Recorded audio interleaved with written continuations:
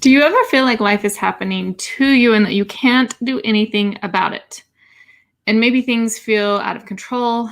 Put life below in the discussion if you can relate. I get it, and I've been there. The great news is you don't have to stay in that state. You don't have to keep feeling that way because, in my experience, that is not a fun place to be, right? So, I'm going to share with you what you can do when you feel like life is just happening to you. If you're excited, put an excited down in the conversation below. And I just did this. What was that about? I have no idea. But I guess I'm excited. Okay. You may have realized by now that life rarely goes as planned, right? Now, if your life does go as planned, then we need to talk because I need to learn your secret. Because if you don't have any secret magic button, put a me down below. And because for the rest of you, myself included, I'm going to focus today's topic on what you might do in those unplanned situations, whether big or small. Whether it's your daughter that woke up sick and you have to take her to the doctor, or your husband's car broke down and now you have to go and get him and figure out how to get the car to the repair shop, and on and on and on, right? Let me know if you can relate to life just happening. And I'm curious, I want to try and see who's here and who's commenting. So welcome. Or if maybe if your older parent ends up needing a short or long-term care, which drastically impacts and alters your everyday life, maybe something like that happens and that's totally unplanned. We're going to talk about that. We're going to talk about what you can do today. And what you can do in those situations. We're going to talk about that today. And it's super relevant. I was talking even with a student earlier today that had these same kinds of situations where things were just happening, life is happening. And we had to get really specific on on this exact topic. So hello and welcome. I'm Debbie Dunford with David and Debbie Dunford. And what we do is we help online networkers attract a constant flow of new prospects, teammates, and sales without a list of 100. Now, David's my behind the scenes major support. And so you're going to see me more in front of the camera. As you're joining, please say hi. And where you're watching from, I'd love to be able to say hi to you. David and I are in Utah, if you're not familiar with where we're at. And if you're watching the replay, put #replay and feel free to join in on the discussion and I'll get back to you. Okay. I totally thrive on engagement. I love discussion. So I really encourage you to get into the discussion and engage with me today. So make sure and join in on the discussion. Like I said, I'll get back to you later if you're watching the replay. Okay. So we've established that we can plan all we want, then life can happen, right? I'm going to share a real life example of this in just a bit. And I have these people's permission to do so. But how a couple of my really close friends had life thrown at them in a horribly tragic way and how they're dealing with it. But before I do, we need to first discuss two specific words and what they mean, and ultimately how they impact feelings of overwhelm and frustration. Okay, so let me know if you have felt, just put frustration or overwhelm or both in the comments or in that discussion, because I really want to know where you're at, if you get where I'm coming from. So that first word that we want to discuss is control.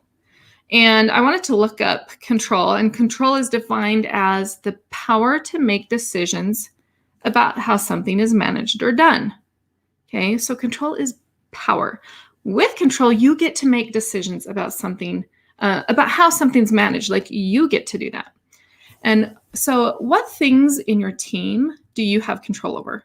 And what about what you get to control in your life? Give me one example of something you have control over. I'm really curious to know what you're getting about this. Because something I have control over is what content I create, for example, for these lives. So that's just kind of an example for you of what I'm kind of talking about. What can you control in your daily life with your team? What are those things you can control? And now I want you to think for a minute. Do you have control over what actions your team makes? Yes or no? Let me know. Or your upline? Do you have control over whether your son or daughter gets sick? that day, or anything like that. Of course not, right? So when you're in a situation that you don't have complete control over, what parts, this is where you have the opportunity to ask yourself and wonder, what parts or pieces can you control? So this is super key, because too many times, and I used to be like this, and to be honest, sometimes I still am, but I hear students I work with get frustrated or overwhelmed because they're focusing on what they can't control. Life is just getting thrown at them, and it takes up all this time. Well, I get that. However, what can you control?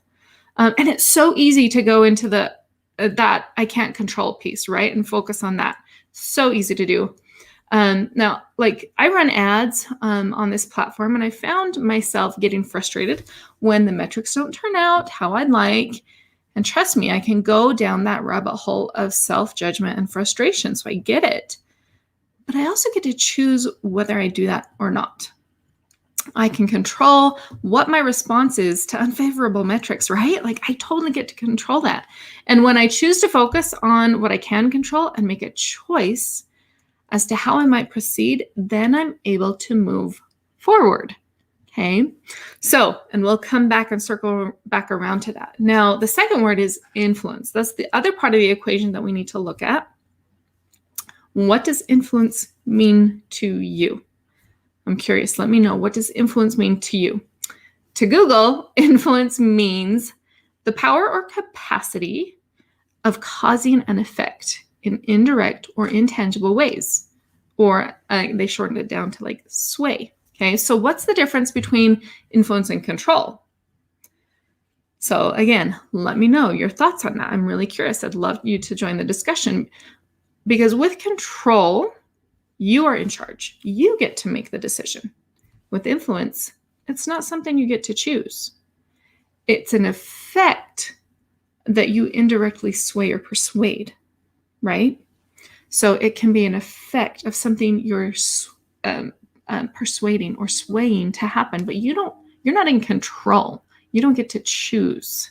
Okay. So what does this have to do with your business and with your life? Because as an entrepreneur, you need to learn these skills for yourself before you can ever apply them to your business. And here's the beautiful part. Focusing on what I can control and understanding what I only have influence over keeps me out of overwhelm and frustration. So here's the example I wanted to share of this real life example of my two sweet dear friends. And they've been such an incredible example of focusing on what they can control and what they can't. And also using that understanding to keep them moving forward. And so with their permission, I'll share a bit of their story with you. So last year, these two dear friends lost their children in a horrible natural disaster. As you can imagine, this unplanned event was life-altering. Their world was torn completely apart, and they are absolutely heartbroken. Because they had the understanding that they couldn't control what happened, but that they could control how they chose to slowly move forward. They've been able to do just that. Move forward little by little, broken hearts and all. The situation is not what they planned and is certainly the last thing in the world they would wish for. But they know they can't control the past. They can only control themselves and their own choices now and moving forward. So they have been such a great example to me of distinguishing between what you can control versus what you can influence, both in your day-to-day life and in your entrepreneurial journey, because it applies to both. Because if they can focus on what they can control in the midst of horrible tragedy, then certainly so can I, and so can you. You have got this, my friend. Now, I'm curious, what's one takeaway? Thank you for allowing me to get a little vulnerable and share that with you.